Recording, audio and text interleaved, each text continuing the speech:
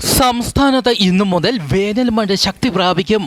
കള്ളക്കടൽ പ്രതിഭാസത്തിന്റെ ഭാഗമായി ഇന്നും നാളെയും തിരുവനന്തപുരം കാപ്പിൽ മുതൽ പൊഴിയൂർ വരെയും, കൊല്ലം ജില്ലയിലെ ആലപ്പാട്ട് മുതൽ ഇടവ വരെയും, കന്യാകുമാരി തീരത്തും 1.2 മീറ്റർ വരെ ഉയർന്ന തിരമാലയ്ക്ക് സാധ്യത. കടലാക്രമണത്തിന് സാധ്യതയുള്ളതിനാൽ മത്സ്യത്തൊഴിലാളികളും തീരദേശവാസികളും ജാഗ്രത പാലിക്കുക. കടൽക്ഷോഭം രൂക്ഷമാകാൻ സാധ്യതയുള്ളതിനാൽ വള്ളങ്ങളും ബോട്ടുകളും കടലിലേക്ക് ഇറക്കുന്നത് ഒഴിവാക്കുക. വള്ളങ്ങളും ബോട്ടുകളും ഹാർബറിൽ കെട്ടിയിട്ട് സൂക്ഷിക്കണമെന്നും ബീച്ചിലേക്കുള്ള യാത്രകളും കടലിറങ്ങിയുള്ള വിനോദങ്ങളും ഒഴിവാക്കണമെന്നും അറിയിച്ചു. ഞായറാഴ്ച വൈകുന്നേരം യൂറോപ്പിന് മുകളിലൂടെ ഒരു വലിയ തീഗോളം പാഞ്ഞുപോയതായി റിപ്പോർട്ട്. യൂറോപ്യൻ ബഹിരാകാശ ഏജൻസിയുടെ പ്ലാനറ്ററി ഡിഫൻസ് സംഘം അന്വേഷണം ആരംഭിച്ചു.